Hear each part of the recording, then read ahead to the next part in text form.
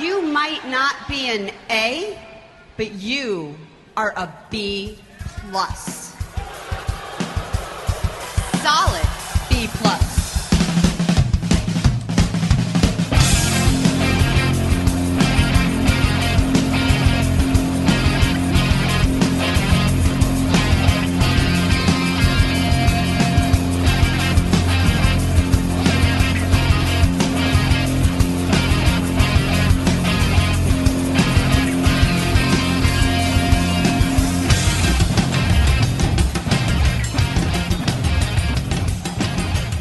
Welcome back to the Solid B Plus podcast. I am your host, Joe Archidiacono. This week, we're going to be taking a look at NXT, Lucha Underground, Ring of Honor from June 24th, as well as a few other things, including some New Japan talk and a little bit of independent wrestling stuff. And just wanted to also say this week's episode was a real bear for me to get done because there was a huge storm earlier in the week in the Philadelphia area, and I was without power for several days, and it was really annoying to try to have to watch all this wrestling and put all this together in a short amount of time on my own. But I did it for you, the fans, because that's just the kind of guy I am. There's a few changes, not changes this week, a few little updates to the show this week. I tried to put together a few more theme songs for the different sections, and I have more in mind, but I didn't get to because of the technical problems that I was having. But thanks for joining me. Check me out on Twitter, Joe Archie, JoeArchy. Check out my website, delcoelbowdrop.blogspot.com, and check out Ring Rust Radio on Blog Talk Radio as well as on Twitter, Ring Rust Radio. And make sure you check out Ring Rust Radio this week because I'm all over that show this week. I was on it for the upcoming fantasy draft, as well as I stuck around for the Wednesday Wrestling Minutes segment, which I produce, but I'm not usually there to actually be a part of, and it was pretty fun this week, and I think it turned out really well, so make sure you go check that out on Blog Talk Radio, and enjoy the show.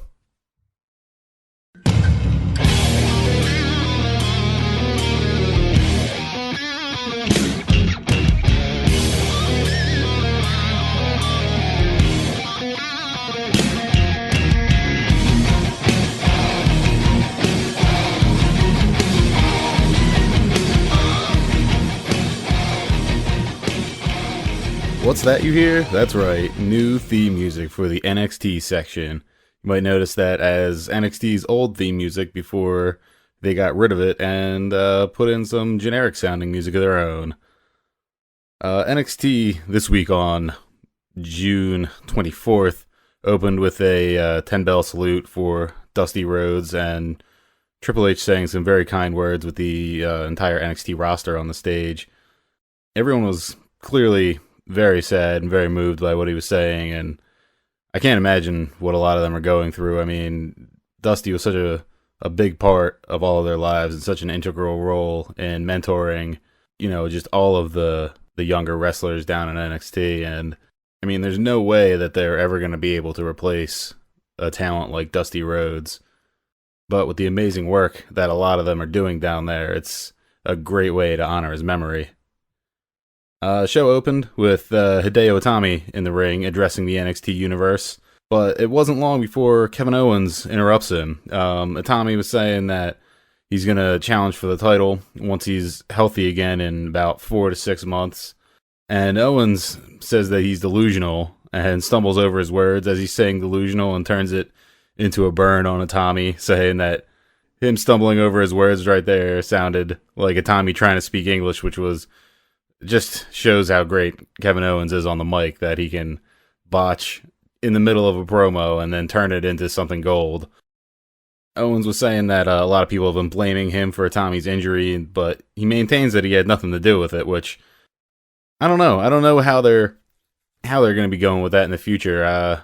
Like I mentioned before, I feel like they're probably going to have it be Balor who attacked the Tommy just to play up their friendship and have the feud be former tag team partners turning against each other. But now it's for the NXT title. And Owens says since he had nothing to do with the injury, but people keep blaming it on him, he's going to come down there and hurt a Tommy's other arm so that he'll at least deserve all the criticism he's getting from people. But as he makes his way down to the ring, Finn Balor attacks him from behind and chases him away. And as he's chasing him away, Rhino shows up and attacks Finn Balor and sets up the main event for later on TV. And it was just a really good segment overall. It keeps Tommy on TV in the title picture, and it keeps Rhino in or around the title picture at least, and it gives him something to do. And it almost seems like he might be Kevin Owens' heavy going forward, but I don't know if that's exactly how they're going to play it, but they definitely could. Enzo Amore pinned Sylvester Lefort in a tag team match. The match was okay. There wasn't much to it, really. It was just really furthering Jason Jordan looking for a new tag team partner, this time with Lefort filling that role. Kept Enzo and Cass, looking strong as a tag team, gave them another win, but doesn't really advance them in the tag team division at all since, Jason Jordan and Lefort aren't a tag team, and they clearly weren't very good at it. It was kind of surprising to see Lefort actually wrestling. As far as I remember, he was just a manager before. The last time I remember seeing him was he was looking for somebody to manage, and then he persuaded Marcus Louis to be his buddy, and then there was the whole thing with it was Enzo and Cass, actually. And that's how Carmella got brought into the picture. It was like the whole hair versus hair match, and then Marcus Louis lost his hair and went crazy and disappeared forever. And clearly, Sylvester Lefort isn't that good in the ring, and it was a pretty bad move on Jordan's part to pick him as a tag team partner. And clearly, it's all just going towards Jordan and Gable becoming a tag team, even though Gable wasn't there at this time. After that, a short but intense promo from Samoa Joe about wanting to fight Kevin Owens again, and this took place right after their match last week, and it was pretty good. I mean, there wasn't a whole lot to it. It was pretty short. He wasn't really saying a whole lot except just that he wanted NXT to let them fight, and I don't know if maybe this is going towards a no DQ match or something like that in the future where they can just go all out and not have to be held back literally by referees and security guards, but it definitely showed Joe's more intense side. Not just that he is a bruiser in the ring, but that he's got this fire in him, and that Kevin Owens is really bringing that out of him.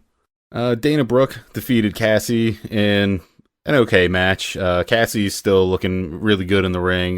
Dana Brooke is looking okay. I guess she's improving a little bit, but still not great. I mean, like I've been saying about her, she's got her heel character down pat, but her work in the ring isn't that great. I mean, she's really improving her mannerisms in the ring to convey her heel nature, and hopefully this pairing with Evil Emma, I'm sorry, that's her name, Evil Emma, will serve to, improve Dana Brooke's in-ring ability, but she's just not quite there yet. And I think what makes me most nervous about this whole situation is that they're clearly pushing Dana Brooke very heavily, but she's just not as talented as a lot of the other girls in NXT are.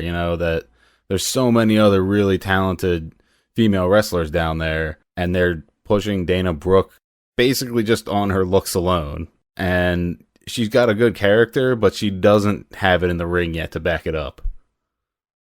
Charlotte talked to Devin Taylor backstage and was saying about how Dana Brooke is just jealous of her, and the only opportunity and the only advantage she got was taking an opportunity that was given to her, not just because she's a Flair, And she says that she's going to kick Dana Brooke's ass, but doesn't say ass because PG era. But it was a short promo, so there wasn't a whole lot else to it. Part 2 of the Who is Finn Balor documentary This part was pretty good. It wasn't as informative as the first one, since that one really gave us a closer, in-depth look at his upbringing and his introduction into the world of pro wrestling.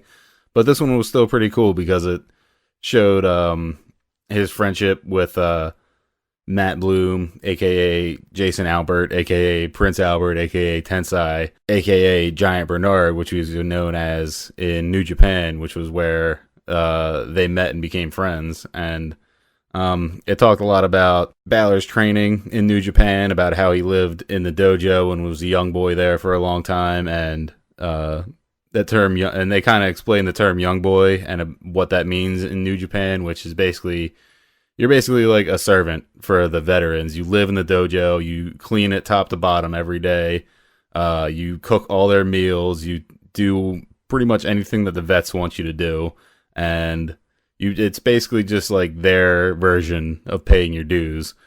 And I also thought it was pretty funny that they never mentioned Bullet Club explicitly, but they showed a lot of the merch that Devitt had, like t-shirts and a hat and stuff. Like in one of the first opening shots when Sami Zayn came over to Devitt's house and he was like building a Lego something or other, there was like a Bullet Club hat on top of the fridge, and I thought that might have been like it was just like a little quick reference, but I was actually kind of surprised that they showed off as much of the Bullet Club stuff later on as they did. And Machine Gun actually showed up in a couple of pictures during like the montages.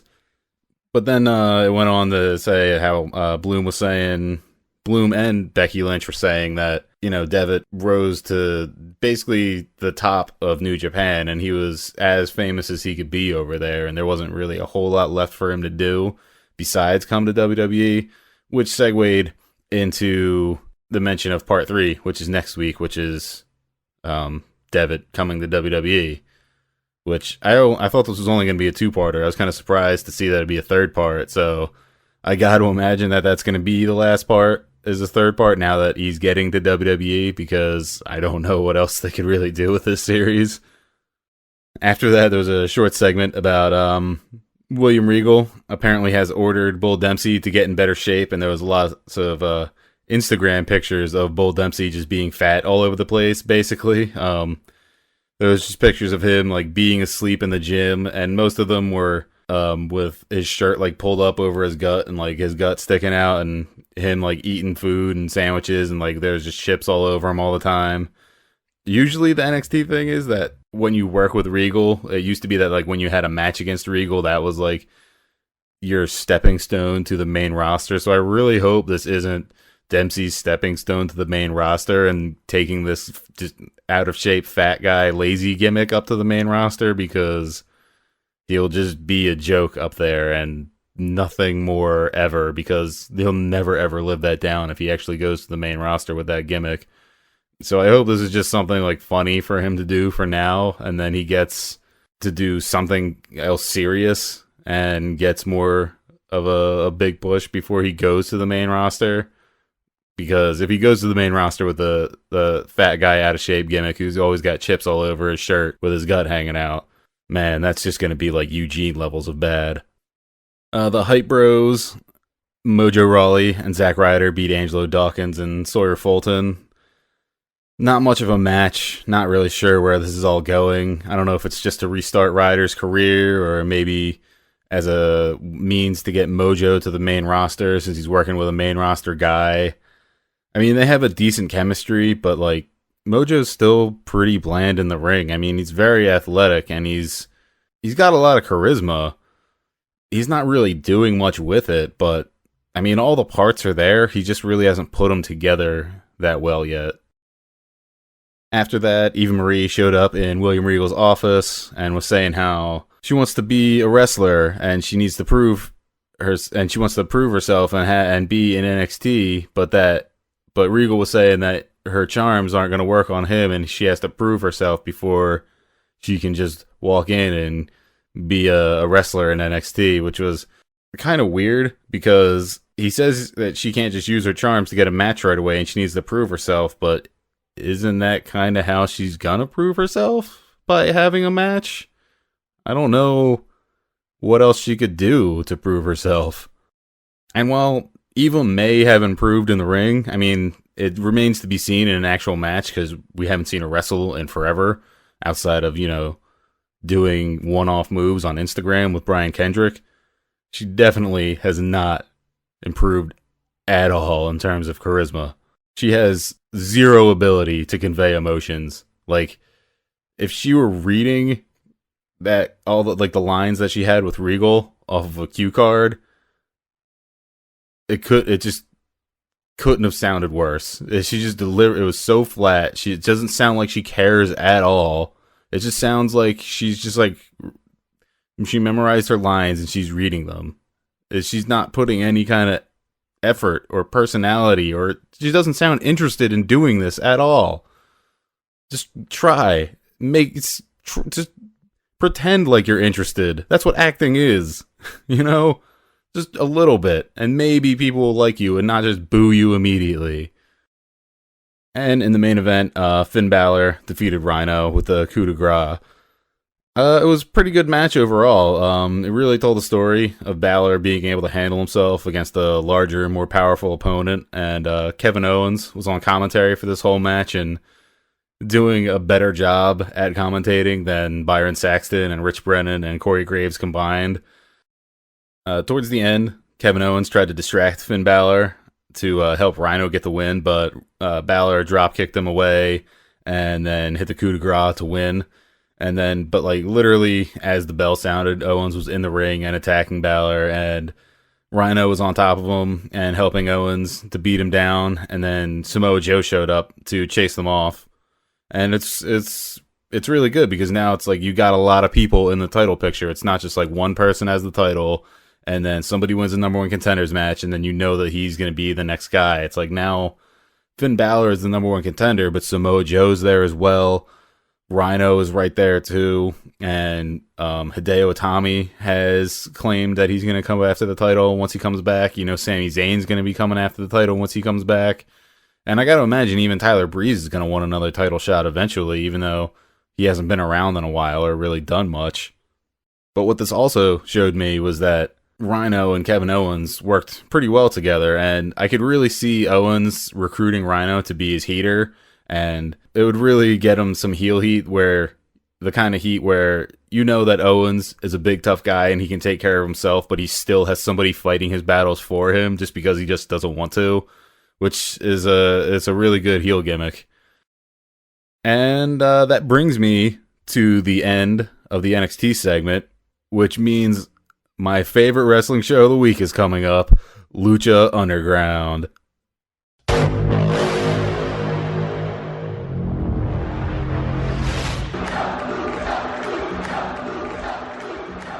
It's time for my favorite wrestling show of the week, Lucha Underground. Lucha Underground this week was back to its usual format after the all-night long match last week between Prince Puma and Johnny Mundo, which was really spectacular and really well put together, so go check that out if you haven't seen it. The show this week started with Superfly and Sexy Star going one-on-one on a match, but before the match, Vampiro interviewed Superfly, and Superfly's got a new attitude, and he's really seems to have a lot of issues with Sexy Star. Seeing as how Sexy Star was the one that took his mask, and Superfly says that she stole something from him, and he wanted her to experience the pain that he felt, referencing the broken arm that he got at the hands of Pentagon Jr., but that Vampiro stopped Pentagon from breaking Sexy Star's arm, and Superfly seems to be pretty upset with Vampiro about that. And the finish of the match was actually pretty surprising, with Superfly getting the win over Sexy Star with a sit-out powerbomb. The match itself was okay. It wasn't great. It was back and forth for the most part, but felt a little bit uneven, like they didn't really mesh too well together. But considering Superfly's actions and considering how he really feels about Sexy Star, I don't see this being the end of their feud. I don't see Sexy Star letting this go, the way that he's treated her and the things that he's done to her in the past. The next match was announced to be a 5-way match for an Aztec medallion, but Pentagon Jr. comes out first, and when he hits the ring, he grabs the mic from Melissa Santos, who has been attacked by Pentagon Jr. before, so she's understandably very shaken and nervous when Pentagon gets near her, so she kind of freaks out and just gets out of the ring as quick as possible. Pentagon says he's not interested in any of the medallions, and he wants something more valuable to offer to his master, and that's the life of the man who took his greatest sacrifice from him, Vampiro. Pentagon calls Vampiro into the ring, but then leaves the ring to confront him at the announcer's table once Vampiro doesn't seem to be too interested in actually getting in the ring and fighting him.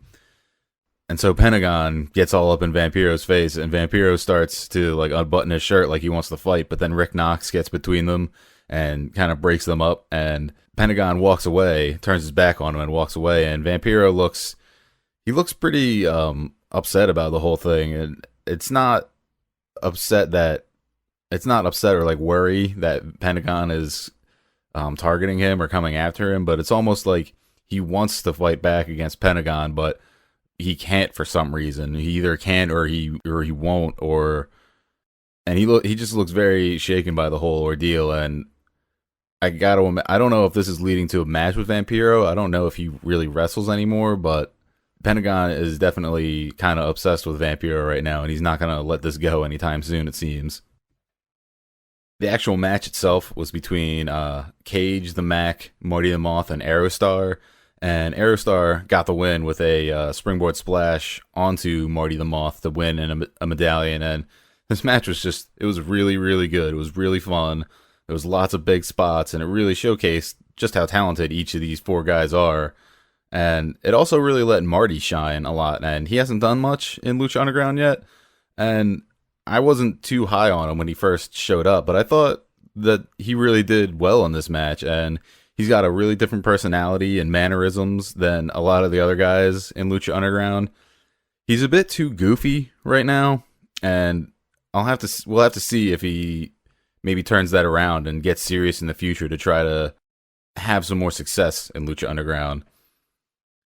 So far, Phoenix, Jack Evans, and now Aerostar have won medallions, and Dario Cueto said that whoever owns the medallions will gain immortality, but Cueto's offers pretty much always have a catch to them, and I got to imagine that that's going to hold true with these medallions.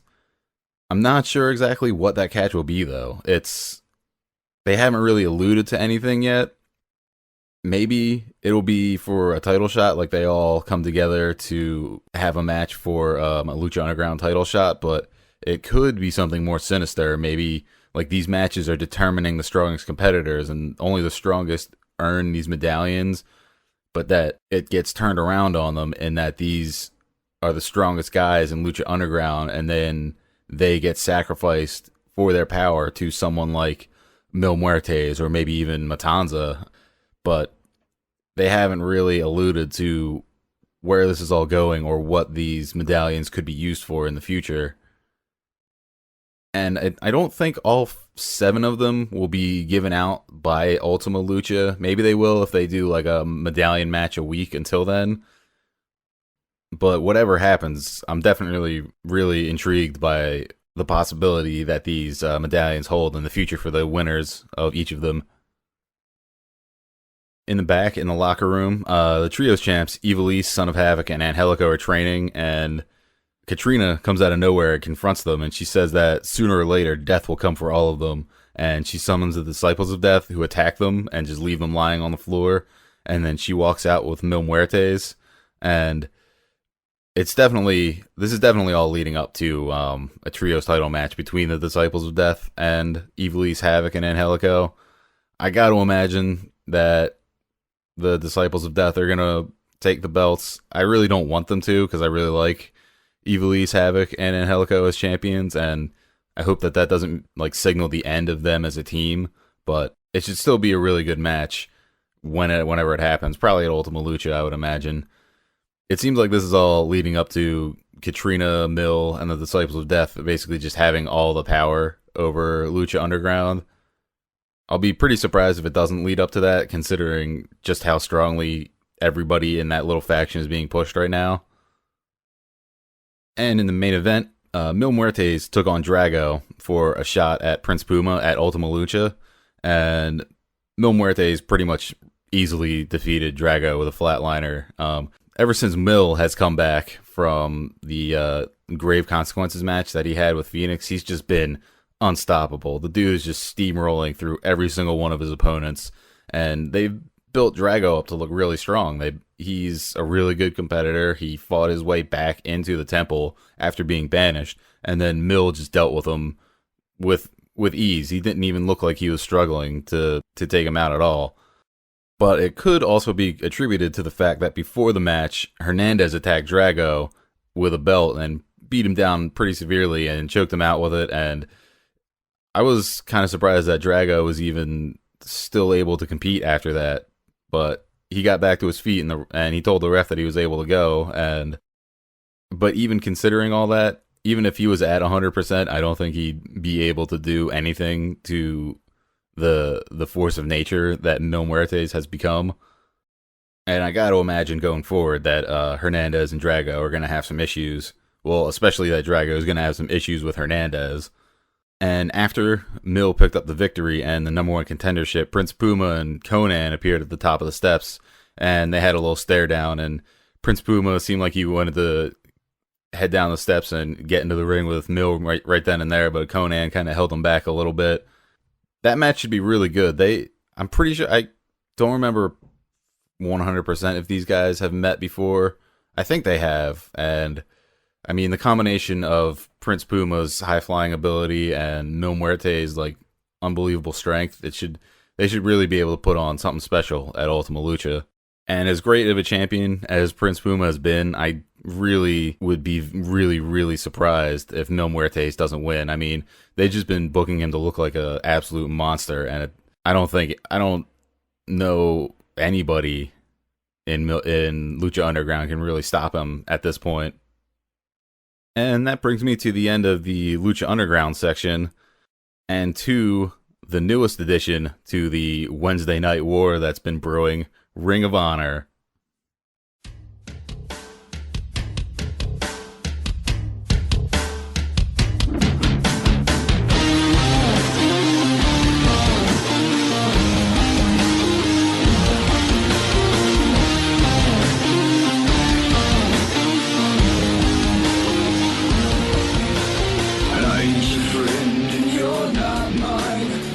Time now for Ring of Honor. I didn't mention this last week, but the new theme song I have for the Ring of Honor section is actually Kevin Steen's old theme music from Ring of Honor. I was debating using the actual theme song to the Ring of Honor TV show, but I just liked Steen's theme a lot, and so I just decided to go with that instead. Gonna start off with just some notes from the Destination America show on the 24th. Not a whole lot of story advancement this week as opposed to last week, which was it really showed how Ring of Honor works, their storylines, and how the characters interact with each other in terms of story being conveyed through action in the ring as well as through promos. But this week was Shinsuke Nakamura defeated Roderick Strong with a standing Bombier, and I don't think I'd ever seen a Bombier hit like that before. It was almost like a high kick right to Roddy's face after he hit the ropes, which is pretty cool. It was a really good match overall.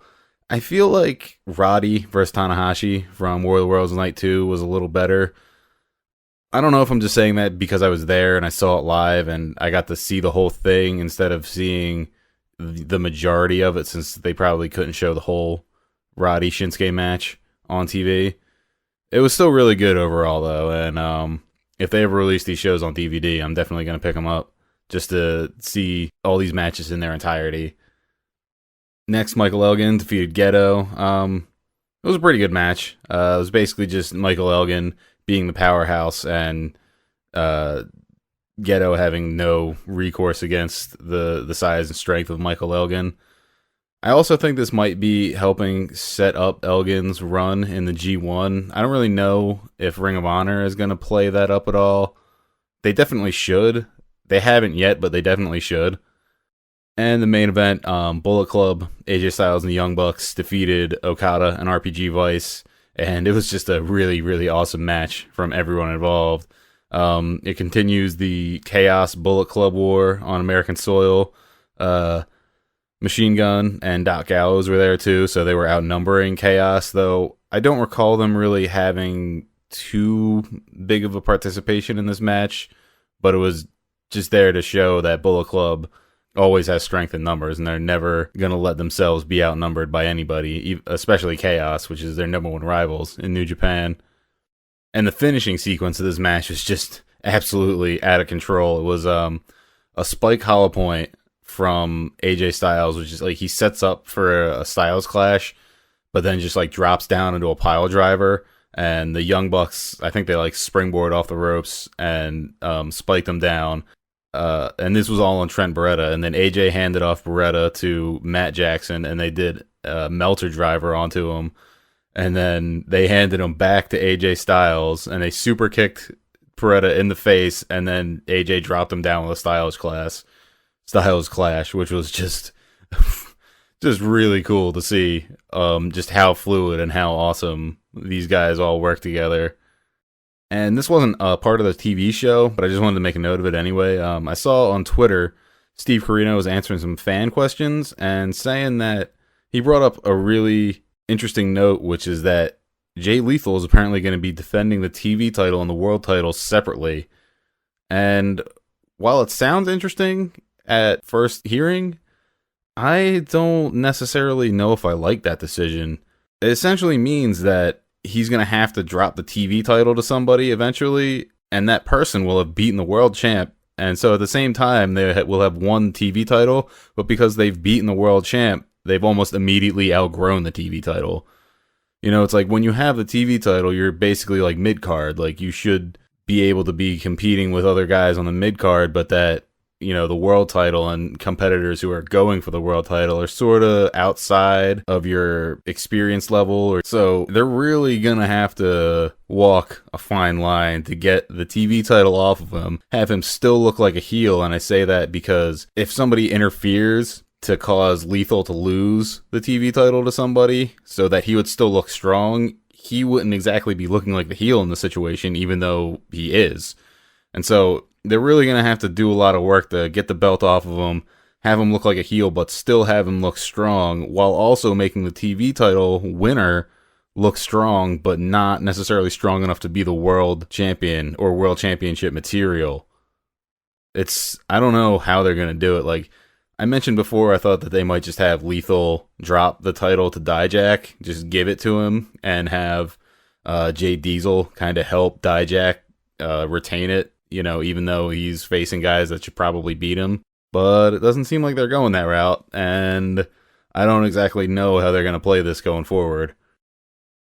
But Ring of Honor had a big pay-per-view on Friday, Best in the World, and it was really, really good. It was at a Terminal 5 in New York City, which I've heard a lot of complaints about online, the venue itself, and it looks good on TV, but when you like get down to it and you're like thinking about what it would be like to actually watch a show from there, a lot of the complaints sound pretty valid, that there's not a whole lot of seating on the ground and that there's different levels to it, but unless you're like right at the railing, you can't really see the ring at all, which it kind of defeats the purpose of seeing a show live if you can't actually see it. I've heard that they don't run in the Hammerstein Ballroom anymore, or the Manhattan Center, which I think are in the same building, if I read correctly, because the fees to run them are too high, and because TNA had been running shows there lately, and Ring of Honor didn't want to like have a show run out of the same venue as TNA was showing. But it sounds like they definitely need a new venue in New York, because a lot of the fans are getting kind of annoyed at the way they have to watch a show from Terminal 5, and how, you know, there's only so many good seats. But anyway, moving on to results from the pay-per-view. I was over my buddy Donnie's house, the host of Ring Rust Radio, one of the hosts of Ring Rust Radio, and we ordered the pay-per-view, but kind of late, and so I missed the first two matches. Mark Briscoe defeated Donovan Dijak, and The Decade defeated ACH and Matt Sydal.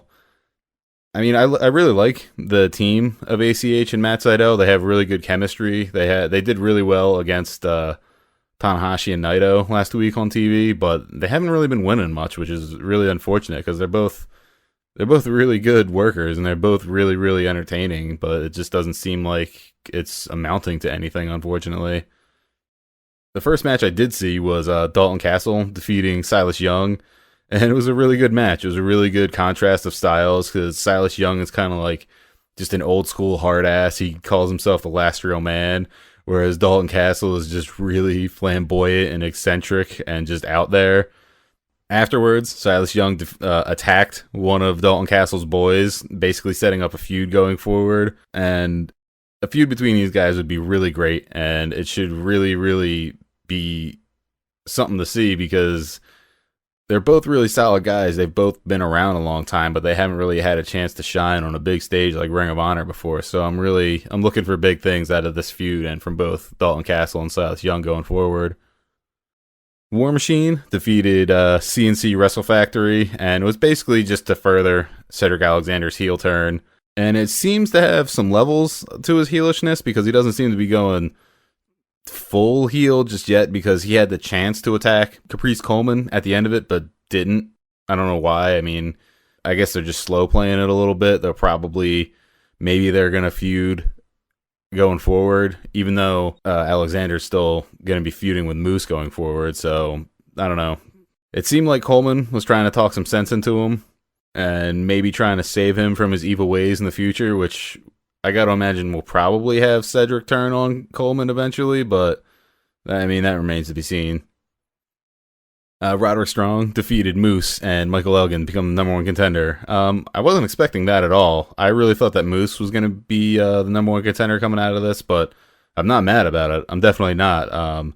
It was a really, really good match, like way better than I expected it to be. These guys all worked really well together, and it's just incredible how far Moose has come in such a short time to be able to put on a good match with two vets like Elgin and Strong. But Roddy's been having the best year of his career, and being number one contender for the Ring of Honor World title again is definitely just goes to show how talented this guy can be, that he can just be immediately inserted into the title picture, and it's completely believable.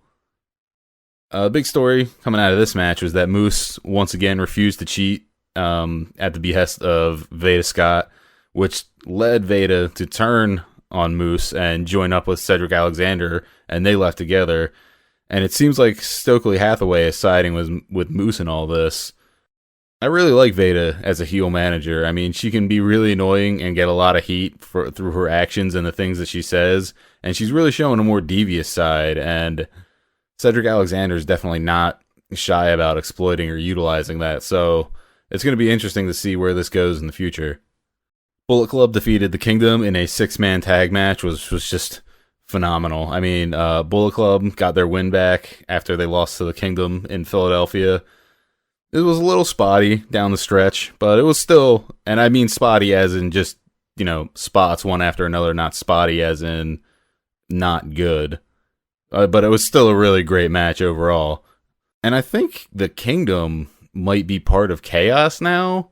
I vaguely remember seeing Maria Kanellis put something on like Twitter or something like that, some social media about the Kingdom of Chaos. So I don't know if that's just Chaos trying to get an edge on Bullet Club, just like bolstering their numbers a little bit, or if it's just Maria like trying to get involved with Chaos. I don't know exactly, because they haven't been cutting any promos about it, and they haven't been saying specifically that they're working together. It was just something that Maria put on social media someday, so that might not mean anything, but it might mean something. Who knows? I guess that remains to be seen.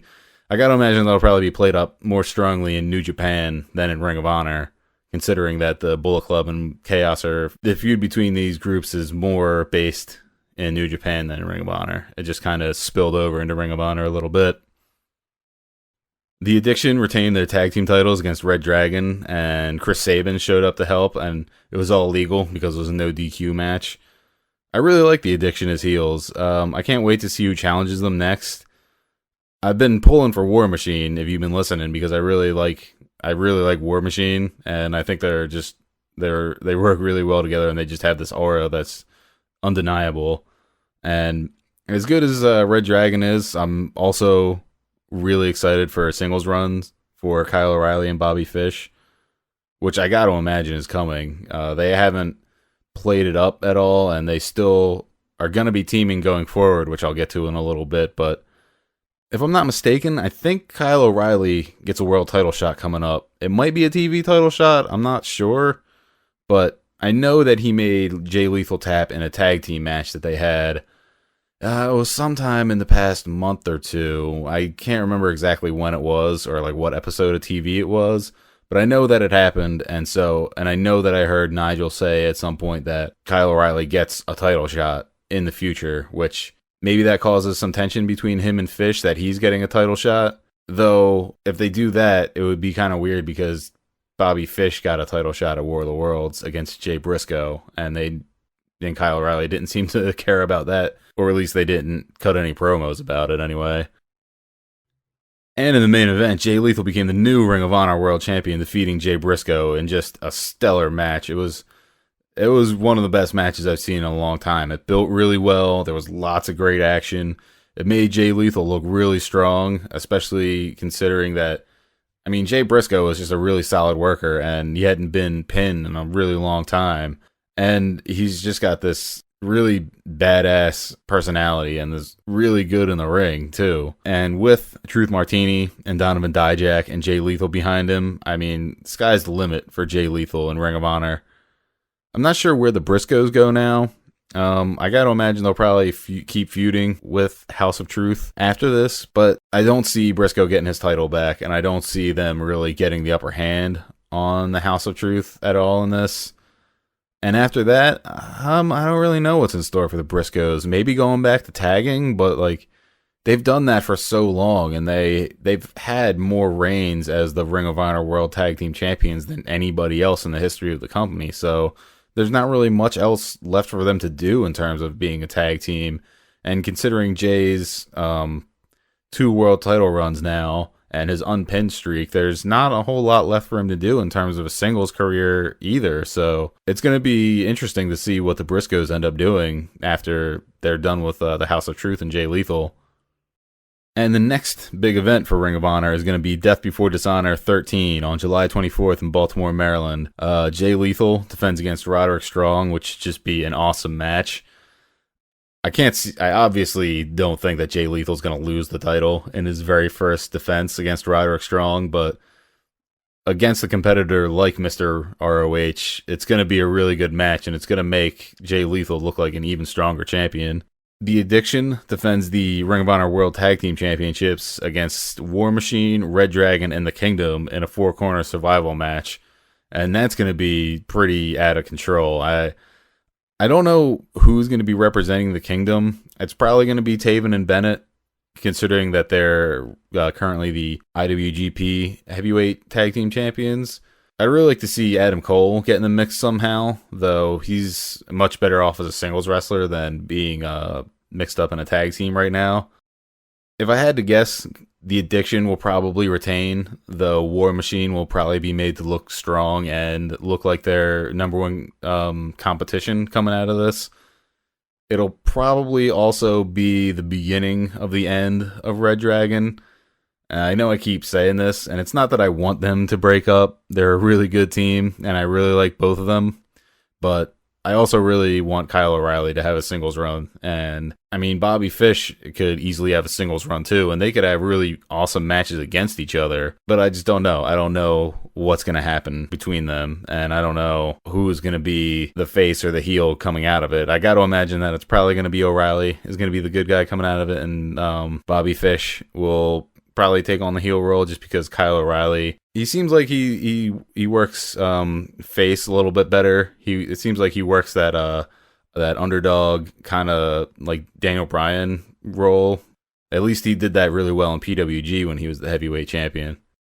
Also for Death Before Dishonor, Cedric Alexander versus Moose, which should be a pretty good match. Their first match on TV, I think it was last week, was pretty good, and it'll be interesting now that Veda is on Cedric's side and Hathaway is with Moose. And so, I don't know if they'll be canceling each other out. I don't know if Hathaway will be trying to help Moose overcome Veda's cheating ways. I don't know.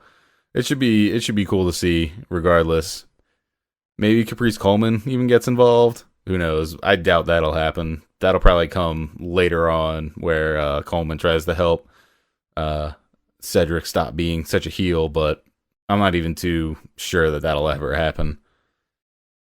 And the last announced match before Death Before Dishonor is ACH versus Adam Page, and this just seems kind of like a filler match to me. I mean, ACH, his star used to be really bright in Ring of Honor. He had an amazing match against Jay Lethal for the TV title that went to like a 30-minute draw, which I can't remember when that was. I think it was a TV taping a long time ago. I can't remember exactly. It was in Philadelphia, and it was an awesome match. But like ever since then, ACH really hasn't been doing anything. They haven't been giving him any kind of push or doing much of anything. I mean, he's been tagging with Seidel, but they've been losing. And I'm not exactly sure why he's facing the Decade, but he deserves a lot better. I don't know if they're going to try to have these guys, and by these guys, I mean ACH and Seidel. I don't know if maybe they're going to start trying to help Colby Carino out of the Decade, try to talk some sense into him or something, but as far as I'm concerned, Seidel and ACH deserve a lot better than to just be stuck doing whatever with the Decade. And also, Adam Page has a lot of potential, but he hasn't really been doing much either. I mean, he hasn't shown much lately. I think he does have potential to be a really good heel, but as long as he's wrapped up in this Decade thing with BJ Whitmer and Colby Carino, he's not going to have much of a chance to really shine on his own. He's always going to be overshadowed by the group that he's a part of. I don't know how much life this whole Decade has left in it. I think maybe once it comes to a head with Carino, that it's probably going to fall apart, and maybe Adam Page will go his separate way, and once Colby Carino is like saved from BJ Whitmer by his dad, that the Decade will just kind of disintegrate. But I really don't see a confrontation with Steve Carino coming anytime soon. Even though they've been teasing it a lot, I can't see it happening anytime soon. But it was also, I forgot about this, and I wanted to mention it, it was also during Best in the World that they made an announcement concerning some New Japan guys, which I will get to right now in the New Japan section. Young Bucks, go home! Please go home! Young Bucks!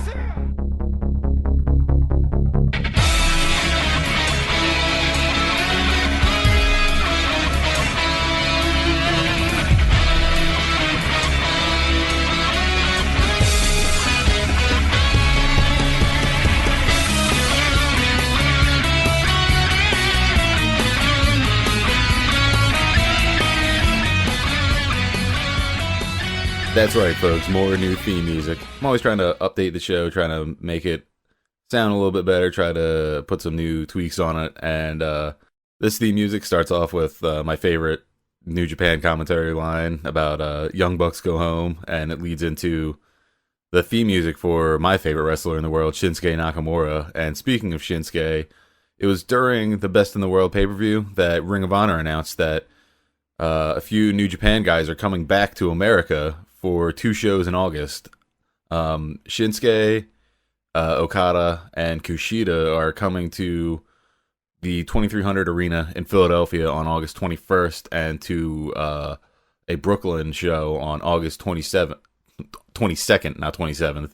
And it was a huge surprise to me. It was really awesome, because usually these New Japan guys only come over once a year. They only usually come over for like Global Wars and the War of the Worlds shows. And this just kind of shows how popular New Japan is getting in America, that they're coming back again for a second time so soon after these War of the Worlds shows. I hope this means that they're going to be coming back more often, and that maybe some new guys will be coming over eventually too, because I mean, it's not like I'm complaining that Shinsuke and Okada and Kushida are coming back, because they're amazing. They're some of the top stars in New Japan, but they were already here. I'd like to see maybe Tomohiro Ishii or Togi Makabe, Kota Ibushi, Tomoaki Hama. Just a few of the names that are doing really awesome stuff in New Japan, and I'd really like to see in America sometime. Pretty much as soon as I heard that they were going to be coming back to Philly in August, I went out and bought tickets right away, and so me and Donnie from Ring Rust Radio will be at the August 21st show at the 2300 Arena. So I'll probably be sporting. I don't know. I might be sporting a Ring Rust Radio shirt. I don't know what I'm going to be wearing exactly. But if you see him or me around, come over, say hi, say what's up, and buy me some beers. And I'm just going to move right into some independent wrestling news right now. I wanted to have another theme music to break up the sections. I wanted to have theme music for each individual section, but because of the power outages and stuff that I was dealing with for most of the week, I didn't really get a chance to finish all the stuff that I wanted to. So I'm just going to move right into indie stuff and hope that I get around to it for next week. A few more names were announced for the annual Pro Wrestling Guerrilla Battle of Los Angeles tournament. Since the last time I talked about it, Speedball Mike Bailey, Chris Hero, Biff Busick, Mark Andrews, Brian Cage, Ricochet, the 2014 winner, and Tommy End have been announced for the big annual PWG tournament. I gotta imagine Zack Sabre Jr., Johnny Gargano, and maybe even Ethan Page will probably be booked eventually, and maybe even some guys that we don't see in PWG that often, like AJ Styles, Jack Evans, or maybe even Angelico or Akira Tozawa, since they were all announced for Three Mendes. Maybe they'll still be around and be booked for Battle of Los Angeles as well. I'm not so sure about Trevor Lee or Andrew Everett being in Bola this year, just because, spoiler alert, I want to give you a chance to fast forward. They won DDT4 and won the tag belts, as the fans were calling them Trevorett. I don't know if that name is going to stick. I mean, it's pretty good. It seemed like they came up with it on the fly, the fans at DDT4. But considering what they did at DDT, I'm not so sure that they'll be in Bola. They could, though. They definitely could. And I also had the thought that how insane would it be if Nick Gage got booked in PWG, especially if he got booked in Bola. I mean, they used to book Necro Butcher pretty often, and I feel like now that Gage is back on the scene, he's been working all over the place, and he's been doing really cool stuff, and it would just be amazing to see him in Battle of Los Angeles. I mean, it would just blow everybody's minds. And speaking of Nick Gage, he's been talking on Twitter a lot lately about wanting to host his own deathmatch tournament. He says it's going to be September 5th, and he's been calling out a lot of people on Twitter to participate. One of the people has been an up-and-coming CZW star named Joey Janela, who is from New Jersey, who I've only seen him work live once at Best of the Best this past year, but he was pretty good. I really liked him a lot. But he was also saying that he wanted to look up Wife Beater, and he wondered what Necro Butcher is doing. And, I mean, I don't know if this is going to be under the CZW banner or where it's even going to be, but Gage seems to be pushing it really hard, and I got to imagine it's for real, because Gage seems like he's a man of his word, and he's not going to just bullshit about something like this. If he says he wants to do it, he's going to do it. And just a few more indie wrestling news. AIW in Cleveland is hosting their biggest annual show, Absolution, which is the 10th annual show this year on July 10th. And the card looks absolutely awesome. I mean, I really, there's a lot of indie companies that I wished I lived closer to, like Beyond and AIW, that I could see in like live and in person. And this show from AIW is just a big reason why I wished I could see AIW live. At the top of the card is the AIW Absolution title match between champion Josh Alexander and Ricky Shane Page. This isn't necessarily a spoiler, but I wouldn't be surprised if RSP won the title, since Alexander is retiring in July. I mean, it's really unfortunate that Alexander is retiring, since it seemed like he was really coming to his own as a singles wrestler, and he was really starting some big stuff in AIW, but there's not really much you can do about that, and it's unfortunate, but Ricky Shane Page is a great wrestler, and he's really coming into his own as well, and I really think that he can do a lot with that title. Next, a Cleveland street fight between the dudes on TV, which is EC3, Matt Cross, DJZ, Ray Rowe, and Samoa Joe versus Team AIW, which is Josh Prohibition, Johnny Gargano, the Young Bucks, and Alex Daniels. And that should just be just a crazy match. It should be really fun and really cool to see. Intense title match, Davey Vega versus BJ Whitmer. Anything goes match, Tim Donst versus Nick Gage, which I never thought that I would see that match for a few reasons. Considering Tim Donst's health issues, I didn't know if he'd ever wrestle again. Considering that Nick Gage only recently came back to pro wrestling after a stint in prison, and I got to imagine this one's probably going to get out of control. Next, AIW Women's Title match, Veda Scott versus Athena, and Veda Scott only recently won the AIW Women's Title, which was back at Make 'Em Say in April, and I believe she beat Athena for the title, so we might see a title change here. I don't know, though. It would be unfortunate if Veda had to drop it so soon afterwards, but she might, considering she won it through less than legal means.